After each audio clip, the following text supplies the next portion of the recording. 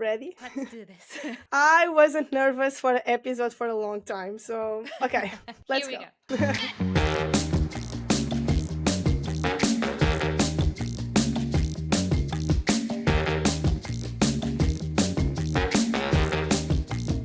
Welcome to a very special episode of She Has a PhD from the Non-Conformist Scientist, the podcast where we celebrate extraordinary women in science. I'm Isabel Castanho, a neuroscientist based in Boston, United States, and today I am delighted to share a special episode with my fellow host and the founder of our organization, Ana Cadete.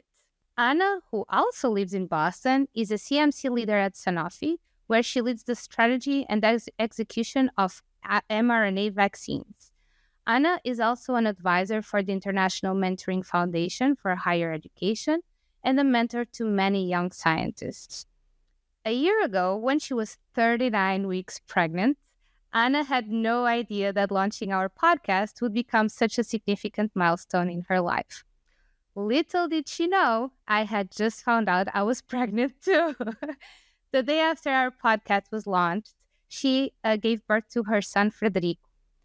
Ana is a scientist, but also a mom, wife, and a friend to many, including myself. I am so glad to have you here with me. Thank you, Isabel. I think life sometimes can be unpredictable and wonderful at the same time. I'm so happy to have this conversation with you. Can you believe it's been a year already? A year ago, we were launching our first season, and here we are today, recording the final episode on the International Day for Women and Girls in Science. So much has happened, both professionally and personally, and sometimes I just want to hit pause to take it all in. But at least we have this hour to ourselves. I think we both know how important this could be as first moms. And not only will we get a chance to reflect on the episodes we've released this season, but also to have a candid conversation between us, two new mothers trying to find our footing again. You are such an inspiration to me, and I'm really excited to be here with you. Oh, you're too kind. I've admired your work in the science communication space and you as a leader for years. And yeah, life brought us closer together at the right moment. So life sort of knows what she's doing. Working alongside you at the Non-Conformist Scientist, or NCS for short, I've had the privilege of witnessing your leadership firsthand. And in the process, we quickly became close friends. And then, completely by coincidence, last year I found out I was pregnant, as I said, and I had my baby boy just 8 months after you. And really sharing this journey of pregnancy and motherhood with you, walking just a few steps behind you, has been incredibly special. Your support makes all the difference and has actually helped me feel a little less lost as a mother. But we'll get a chance to explore more on that topic later on this episode. Now I would like us to focus on our podcast. Season 1 of She Has a PhD was an incredible adventure. Over the past year, we've had the privilege of hosting several amazing women, starting with Dr. Fiona Elwood, a role model in neuroscience leadership, to Professor Rana Dajani, an Arab social entrepreneur who advocates for gender equality in STEM, to Dr. Zafira Castanho, who's bridging gaps in global education and science. And this is just to name a few. Each of our guests brought unique perspectives to the table, and their stories were as inspiring, I would say, as they were diverse. Absolutely. And something that stood out to me was the capacity that these women have to embrace multiple projects. They are professors, researchers, and leaders in their organizations, yet they also put their time, and I honestly believe their hearts, in programs that make a difference in the world. And people often ask me, how do I do it all? And my honest answer is, I don't. I don't think that one can do it all. But all I can do is choose my priorities and decide where to invest my time and energy. That's the only way to make progress on something beyond our day-to-day work. So when I look at these leaders, I see women deeply committed to their careers, but also to making the world a better place. And I think that's something both of us can relate to. I totally agree. One thing I've come to realize, especially when justifying the extra hours I dedicate to side projects like the NCS, including to my husband, is how much feeling useful and knowing I'm making a real difference, even if it's just the one person, it really fills me with joy. And in fact, it makes me even more motivated for my day-to-day work. And that's why I relate so much to our guests, as you described. Sometimes I need to invest time in things that bring me joy so I can show up as my best self in every area of my life. So with my family as well, but especially including my job. And mentorship is one of those things. And I mentioned mentorship because speaking of mentorship, it was a recurring theme this past season. One thing I've learned from my own mentors over the years is just how it's essential networking is. So mentorship really brought me the idea that networking is so important. And more recently, I would say that I've also come to appreciate the power of peer networking and peer mentoring, which I think is hugely, hugely undervalued. There's something really special about growing alongside your peers because we can support each other, even including through similar challenges, and we can celebrate each other's successes. And I absolutely love to do that with my peers. And as I advance more and more in my career, I see more and more how crucial peer mentoring is. And really, it shouldn't be a surprise. After all, the peers we connect with today are the leaders of tomorrow. And for me, it's been so nice to see people that I met as a PhD student who were students back then too, and now they're becoming PIs and professors and leaders. It's really nice. Yes, I totally agree with you. And I've been a mentor. Actually, I started as a mentee even before I knew that I could become a mentor. And I think that we can always be mentors to someone, even if we are not in that leadership position.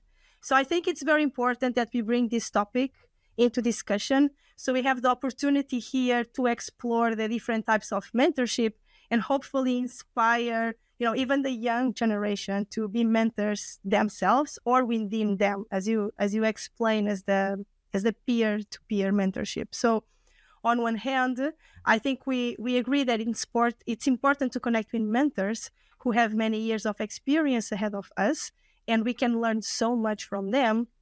But on the other hand, this peer-to-peer mentoring allows us to have conversations with someone that is facing similar challenges.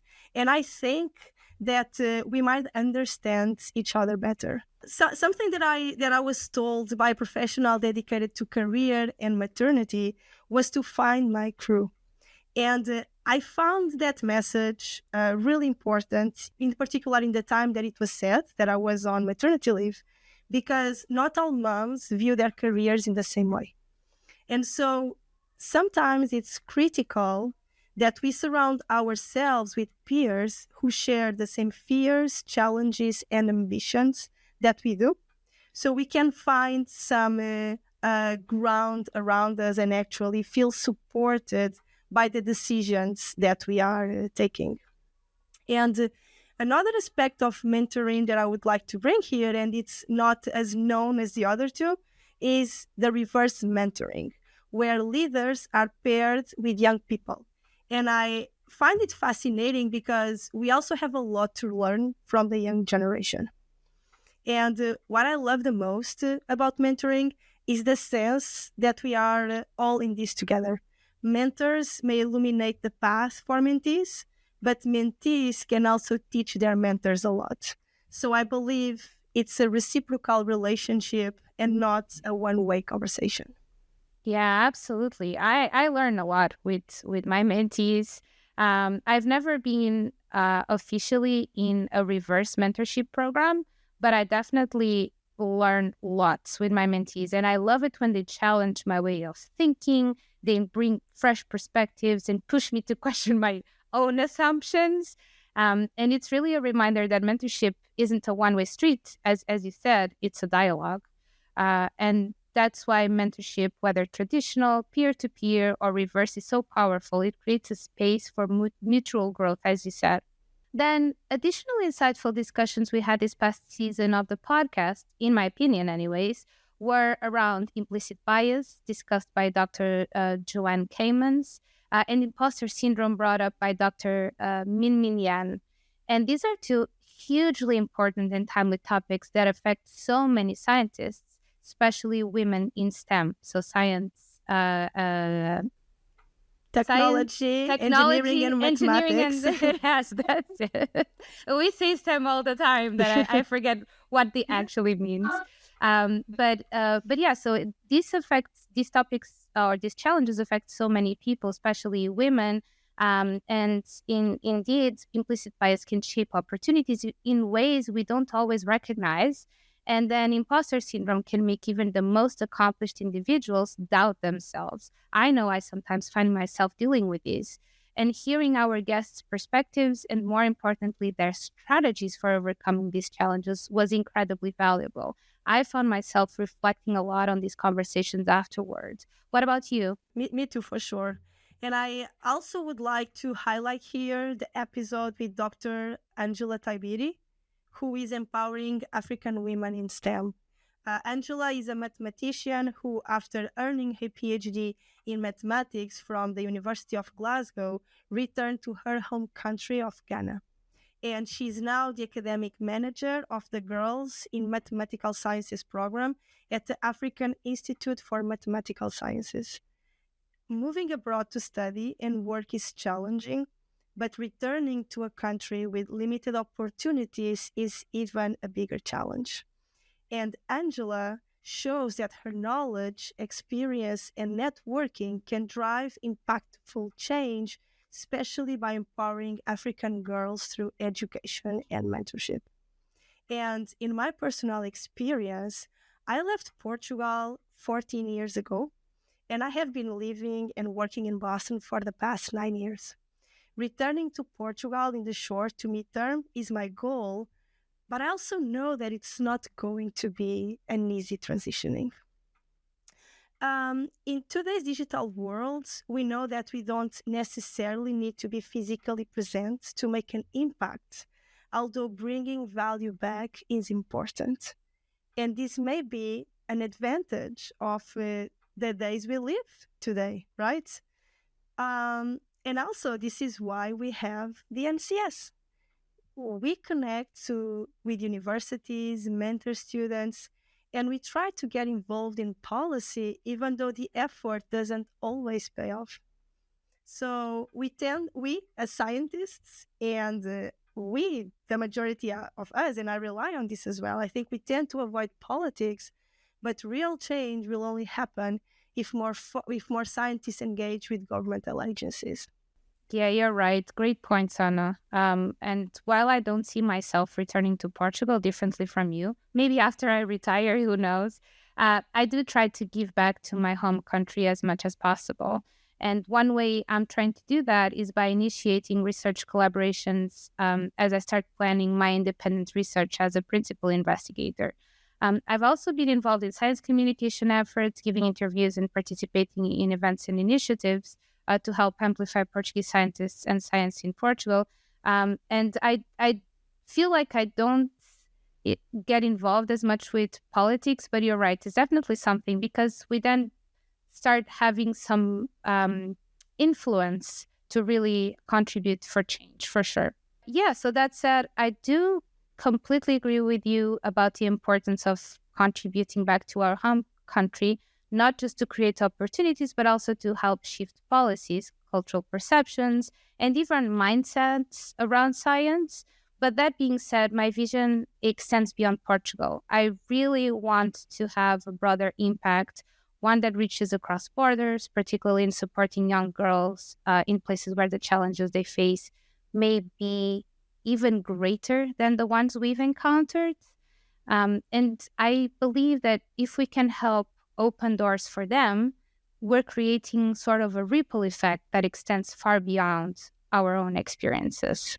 Beyond the podcast, 2024 has been a monumental year for the Non-Conformist Scientist, or NCS as we call it.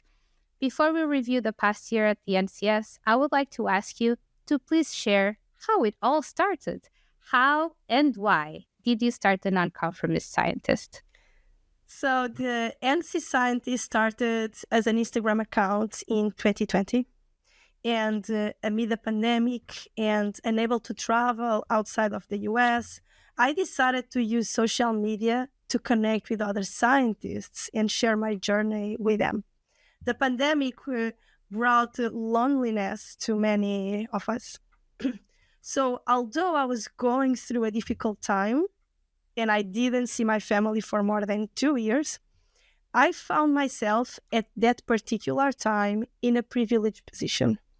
I was working for the company developing one of the COVID vaccines.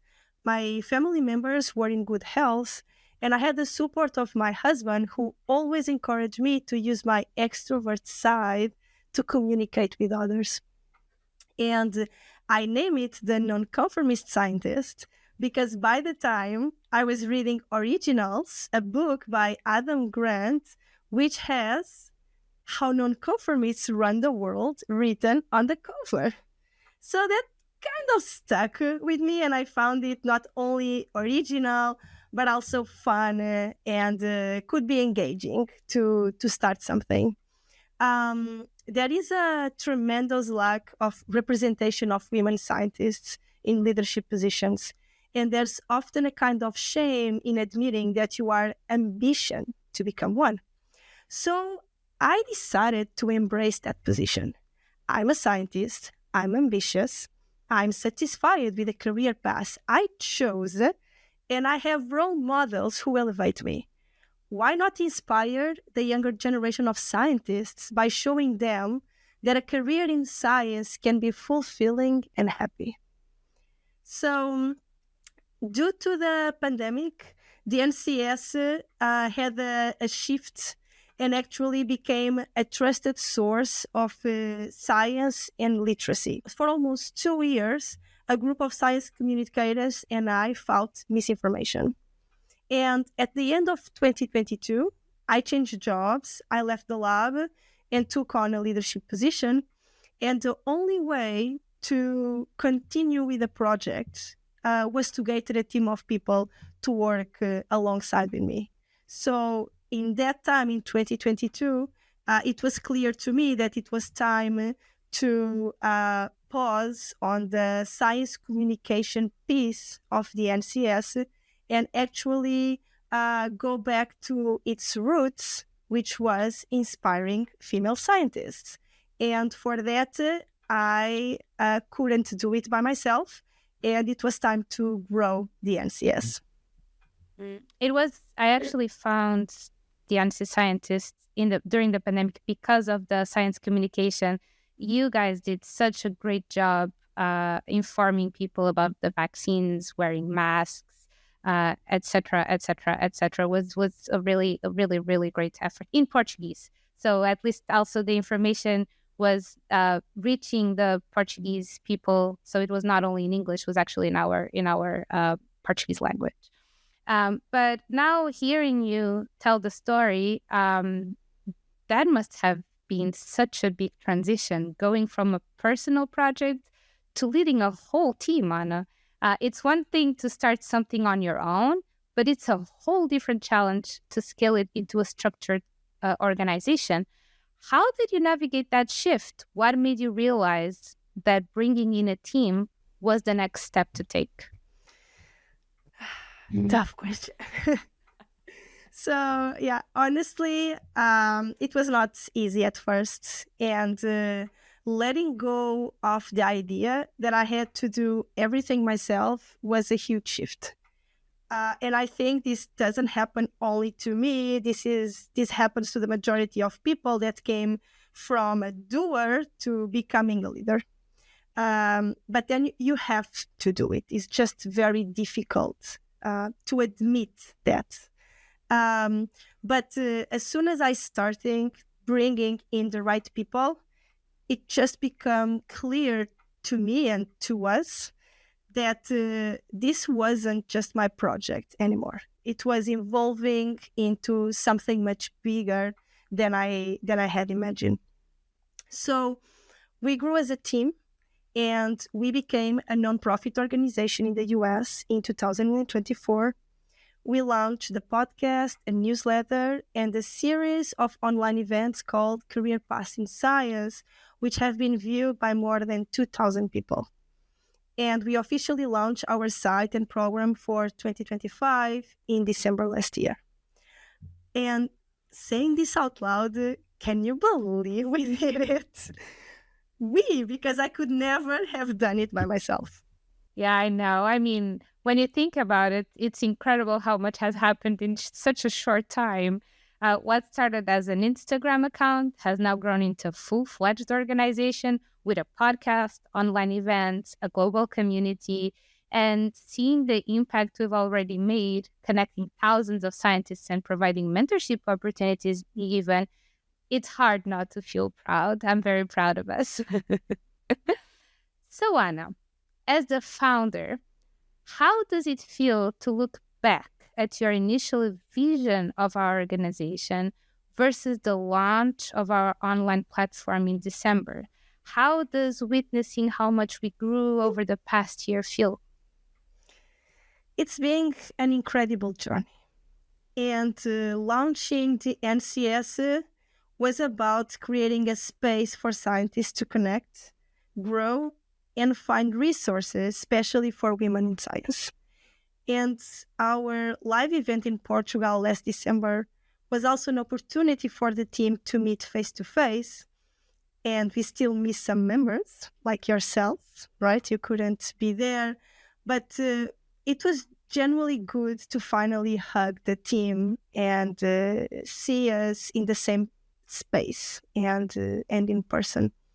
So to me, more than launching an online platform or presenting our plans for 2025, I think that the event humanized us. For our community that know us from social media, it was also a reminder that we are real. We are women like them with our fears before standing up on stage, feeling emotional and happy, and at the same time responsible for the time they decided to spend with us. So the digital world allows us to reach thousands of people, but human connections are irreplaceable. So over the past year, we grew as a project, but most importantly, we grew as leaders and as a team. And when I look now at the NCS and who we are, it's like when you open a gift. You see the pretty package and the beautiful item inside, but you have no idea how hard it was to assemble everything together. And I'm really thankful for the opportunity to learn how to be a leader, work with people who allow me to fail. And I failed so much and try again. So I can't wait for 2025. We will do amazing things together this year. Oh, we sure will. Still in the context of the NCS, what has 2024 taught you? It's easy to get people to join a project. What's hard is making them stay. And people know me from social media, but I don't know them. And this can be sometimes a difficult feeling. And the image they have of me isn't always the real one. So I was struggling managing the NCS with a newborn. It was just too much. So in the summer, we decided to take a break. And by fall, the NCS went through a big reorganization. I stopped doing everything myself and started empowering the team to make decisions and take action. And without realizing it, I had been micromanaging, and that would be something that I would have hated if it was done to me. So, ultimately, some people left, but those who stayed are fully committed to advancing the NCS. And I truly believe we have the right team now, and I'm grateful for their honesty and dedication. If I have to choose one key lesson, it would be this: listen to your team, implement changes, trust them, and let them do the work. And Isabel, you've been with me from the beginning, and there was a time I was afraid I might lose you too. And I would like you to share with our audience what made you stay, and in the same way, what have you learned that will shape your leadership in the future? Oh, great. Tough question. No, it's actually an easy one. So, answering or easy questions, answering your question about what made me stay, I've always believed in you as a leader from the beginning. I believed in our project since the beginning, since the start as well. But above all, I've always believed in your vision for it. And after you got pregnant and after you had your child, I did notice your struggle to try to do it all. I tried to support you as much as I could, but this started as your idea. So I didn't want to feel like taking that ownership from you. I could see your battle between wanting to give more responsibility to your leaders, but wanting to ensure that everything was perfect. And at some point, just after having my baby, which is, yeah, it is quite a sensitive phase, at least it definitely was for me, it started becoming too much for me too. So that's when you almost lost me, as you mentioned. But as your friend and someone that believes in your leadership, I decided to speak up. And in fact, you listened. And you spoke about Adam Grant earlier. I just finished Hidden Potential. And in that book, he says that the best leaders listen to their teams. So there you go. You listen to your team. As for what I've learned and how this whole experience is shaping my leadership journey, I'm having a blast leading the podcast team. The team members make it quite easy. We work very well together, including when one or some of us are busier or, struggling with something personal, whatever it is, there's always someone who steps in, even if, they're busy themselves, but they're like, okay, you're busier than I am. So everyone supports each other. So yeah, I can't complain. I'm having a blast. And I guess the other thing is that I too am ambitious, and I know for certain that I want to continue the leadership route. So this is giving me an amazing opportunity to sort of test my leadership skills, I guess. And the other thing is hosting a podcast has been a confirmation about how much I enjoy communicating. I definitely want to continue exploring and expanding my communication skills. So again, great opportunity. I'm having a blast. And you do it amazingly. I think you're a great host. And when I initially received the applications for different people to join the project, it was almost randomly that I selected you to be part of the podcast. Right? It was about the cover letter that you sent to me, and I just can't be more proud that I chose you as a podcast leader, and I can't imagine she has a PhD without you anymore. Aw, thank you. Okay, it's not your baby anymore. It's our baby now. Exactly. Okay, so on a personal note, speaking of babies, 2024 was a big year for both of us. As we've alluded to, without a doubt, and I know that I speak for the both of us, the biggest transformation we went through was becoming moms. Motherhood has been by far the most profound change in my life. I often joke how I found it easier to do a PhD. Looking back now, and my peers around me go like, "What? Really?" Like, yes, for me anyways, it's been a journey. And you've already said a few things about this, but I would like to dig deeper. Please tell us more about how the experience of balancing motherhood with your leadership responsibilities has been for you. 2024 was a transformative year. And my son is almost 1, and I'm still trying to find and reinvent myself. I don't think you become a mom and the day after, you are a mom and you are everything else that you were until you become a mom. So I'm still in the process. And maybe I could highlight two things.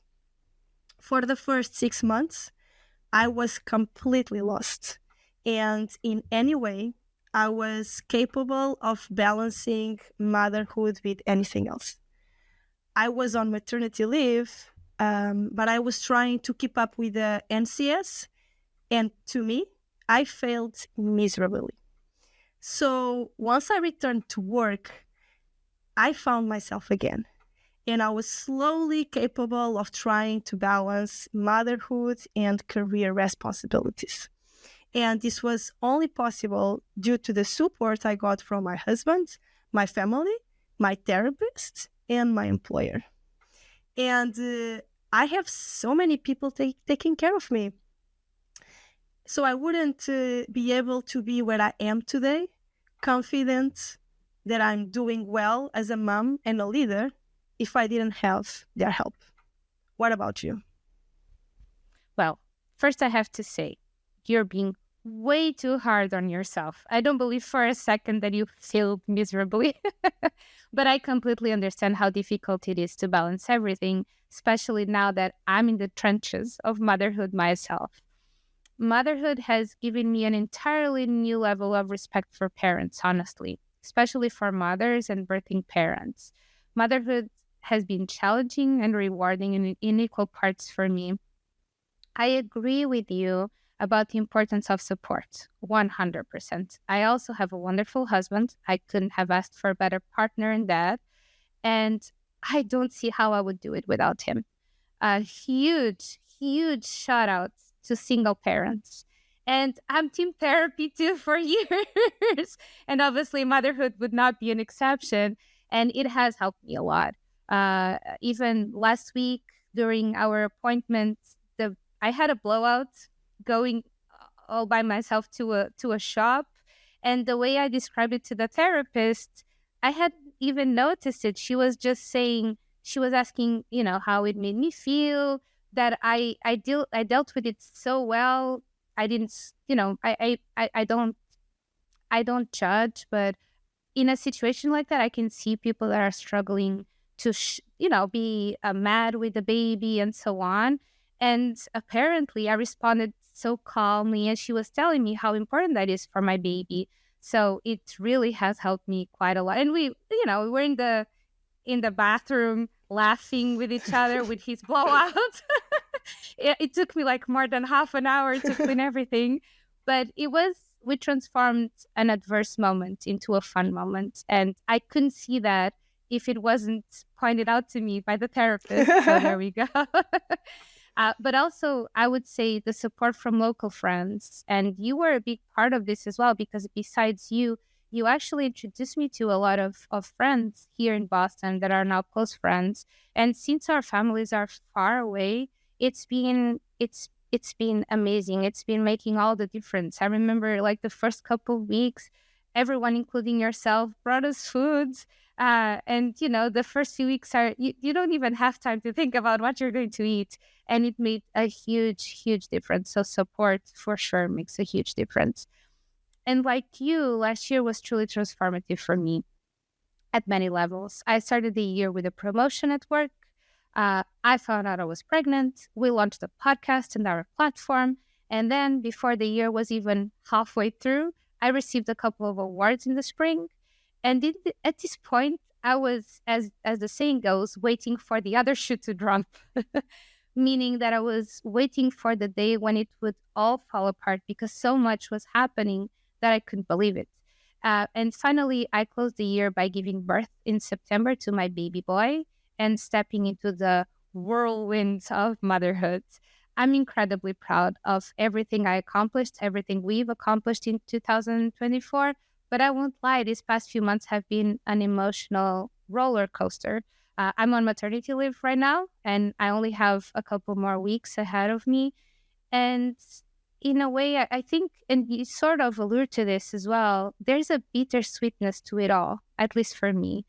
A part of me is excited about returning to work, dedicating more time to the things I'm passionate about.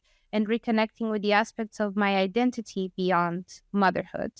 At the same time, this transition is a reminder of just how important it is for us as women in science to support one another, whether through mentorship, collaboration, or simply by sharing our journeys openly. And for sure, chatting openly with you and others about this, it makes you feel less alone, right? Knowing that we're not alone in these experiences makes all the difference, can be very, very helpful. Yes. And it also, I think that when we decided to have this conversation, we decided that we would be very candid and very honest.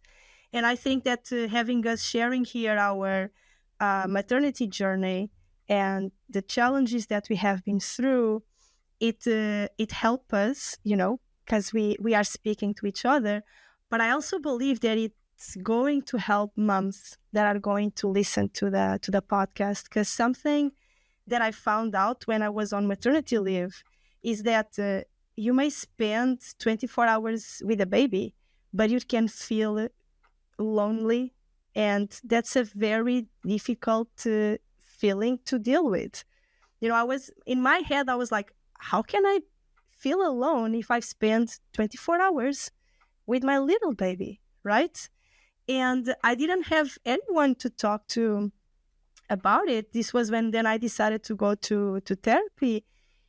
And maybe there are other women and other moms listening to our podcast, and we really wanted to tell them how important is the support, to find your crew and to find a specialist if you cannot deal with that by yourself.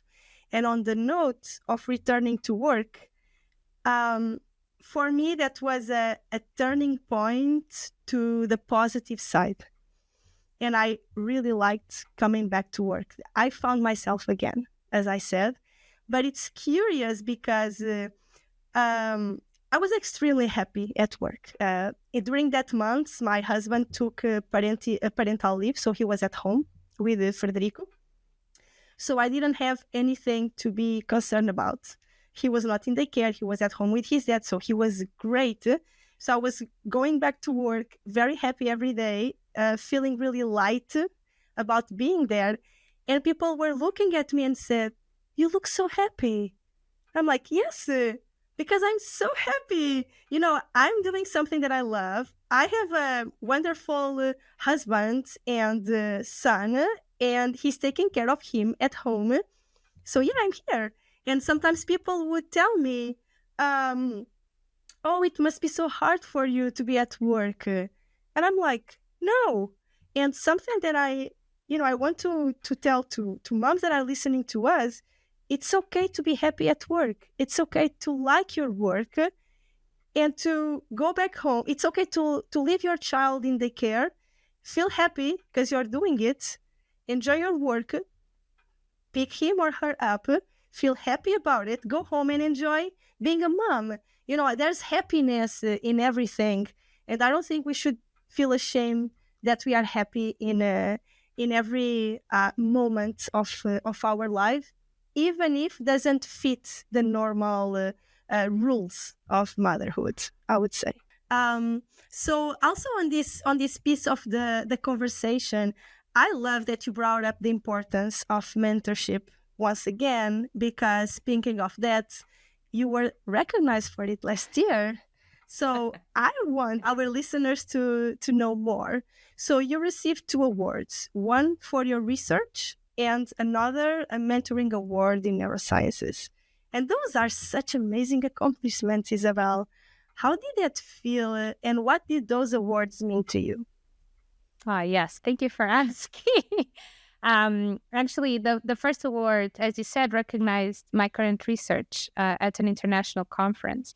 And coincidentally, this conference, which every year happens in a different city, in a different country, last year was hosted in Lisbon. And that meant I had the opportunity to receive the award in Portugal, my home country, which made it even more special. But actually, the mentoring award that you mentioned is the one that brought me the most joy. It was also my very first physical award, and you can see it proudly displayed behind me. Yes. I brought it on the plane. There was an option to actually mail it. I was like, no, I'm going to hold to it. But that was very, very special. One of the reasons was that so it's called the Alzheimer's Association Mentoring Award in Neuroscience. And it is typically given to researchers who are further along in their careers. And in fact, the other recipient in 2024 was a highly established professor. And that's another reason why it meant so much to me. It also showed that the Alzheimer's Association is truly committed to supporting early career researchers, which is awesome. And a side note was that the committee specifically highlighted my efforts in peer mentoring and promoting women in science, which is something I've been dedicated to since 2016. Okay, this feels weird to say. That's almost a decade. But the other part they also highlighted was our podcast. She has a PhD. That was part of the recognition for the award. And this made it even more meaningful. And I remember at the time, someone that was at the conference where I received it filmed it, and I sent it to you on the moment where, and I was like, listen to the whole thing as they introduced me to receive the award that actually mentioned our podcast. And I was very emotional, of course. So that was awesome. The team was also proud of you, and I can imagine how special it may have been for you to be receiving that awards and be recognized for your work with others, and in this case with mentees as well. I don't do it for the awards. I just would like to highlight it. But, we don't do it for the recognition, but it is nice to be recognized. Of course. Absolutely. It's always special. It's always special. So speaking of advocating for women in science, on this episode, we are also celebrating the International Day of Women and Girls in Science. And we still face many challenges, but we also have a lot of reasons to celebrate. Oh, for sure.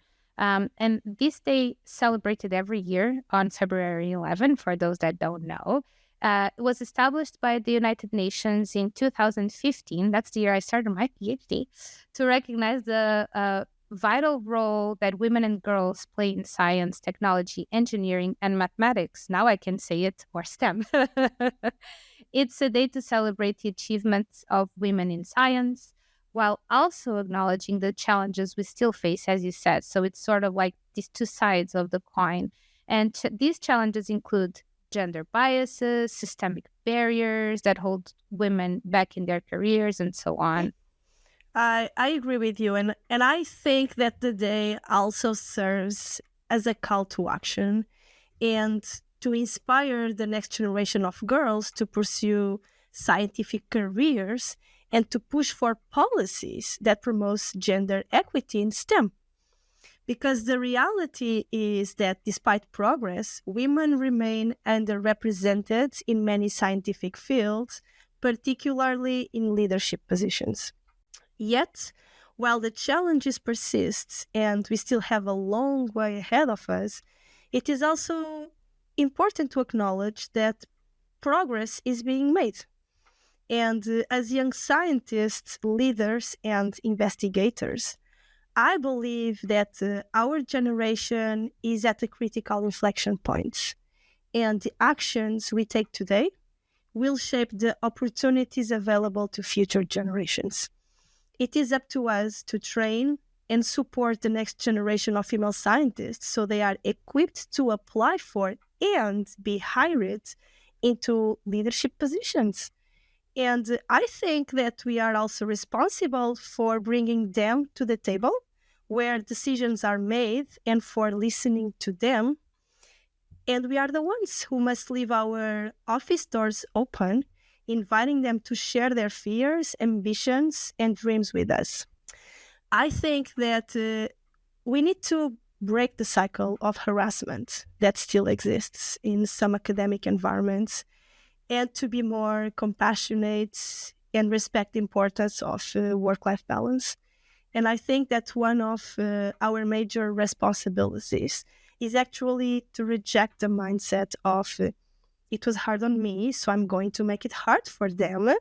And instead, embrace a new movement.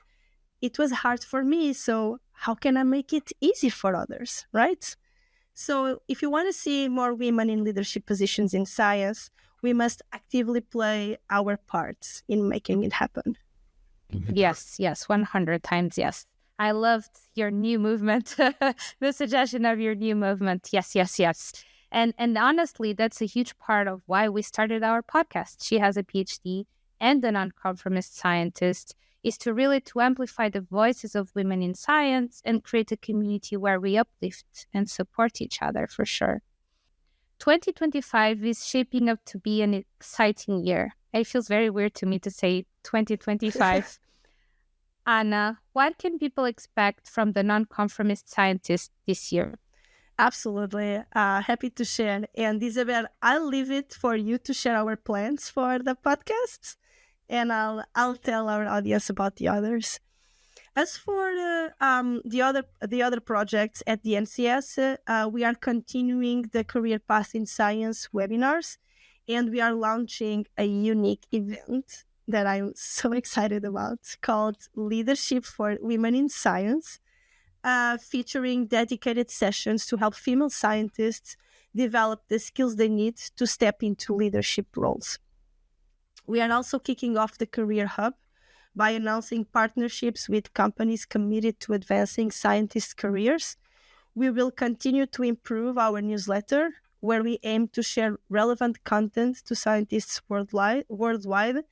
Plus, we are expanding our social media internationally and collaborating with partners to create unforgettable experience to our community. And of course, we are looking for sponsors and donors. So if you'd like to support our work, whether by sponsoring our podcast or an event, we would love to connect with you. You can find all the details, including how to donate and how to partner with us, visiting our website at www.ncscientist.com. And it's exciting things ahead. I can't wait to share them with you.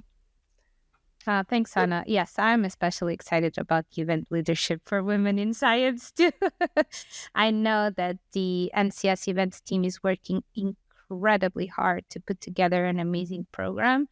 And I know they're planning to cover essential topics like leadership, of course, but also difficult conversations, mentorship, work-life balance, and so much more. I cannot wait to attend this exciting event, and I've heard that tickets will be limited. So I'm expecting a rush before this sell out. Yes. So to our listeners, if you haven't already, make sure to follow us on Instagram and LinkedIn, because we'll definitely share in social media. And also make sure to sign up for our newsletter to stay updated on all our upcoming events, including this one, because I'm telling you, you won't want to miss it. You don't want to miss it. As for our podcast, she has a PhD. The team is already deep in brainstorming mode for season 2, and I can't wait for what's to come. We'll continue speaking with inspiring women leaders in science, obviously, because that's what we do.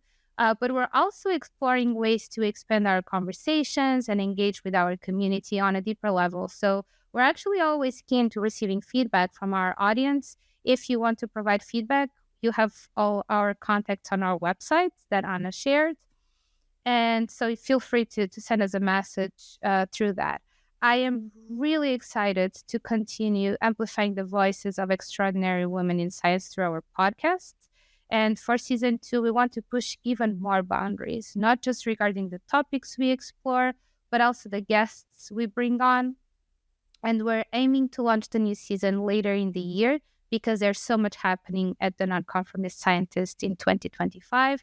So for everyone listening, keep an eye out for our return, because we have big things coming. Yes. And in the meanwhile, if you haven't listened to all of our episodes, go on your favorite podcast platform. Make sure to follow us. Receive the alert so you are the first one to be notified when the new season comes up. And feel free to send us an email or a comment, and to like our podcast so we reach a bigger audience and more people get to listening to the amazing stories our podcast has brought in. Yeah, absolutely. Thank you for bringing that up, Anna, because I feel like often people don't realize the difference it can make to leave a like, A comment, share a review, a comment, share with someone you know that you think it might be of interest to them. So absolutely, if you want to support us, do please share, listen to episodes that you haven't shared yet. Besides also the podcast platforms, we're also on YouTube if you prefer video. And I know a few people have given me feedback on that they prefer to see faces. But yes, we're everywhere. And like I said, we're looking for feedback. Now, as we wrap up this episode, I just want to say how proud I am of what we've built together this year. Thank you, Ana, for joining me today and for your inspiring leadership. I'm honored to get to work with you and also to have you as a friend. Thank you, Isabel. It's been a privilege to work alongside with you and the rest of the team. And of course, I think that having you as a friend is also on the bright side of building the NCS, because at the end we want to have a project, but the people that we meet along the way are the ones that make it worth. So thank you so much for being with the NCS and for being my friend. And cheers to even more impactful 2025 for the NCS. Yes, cheers. To our listeners, thank you for being part of season 1 of She Has a PhD and the Non-Conformist Scientist overall. Your support and feedback mean the world to us, so keep it coming. Make sure to follow the Non-Conformist Scientist on Instagram at the NC Scientist and on LinkedIn, and to follow our podcast on Spotify, YouTube, or your favorite podcast platform. Also, check our brand new shiny website that Ana mentioned at ncscientist.com, where, as I said, you can subscribe to our newsletter and where you can find our contacts if you'd like to reach out. You can also support our work by making a donation to our organization, as Ana mentioned, and all of this information is available in our website. We'll be back soon with more inspiring stories and conversations for season 2 of She Has a PhD. Until then, stay curious, stay inspired, and remember your power to make a difference. See you soon. Bye. Bye. Yay! We did it. Cheers. Cheers.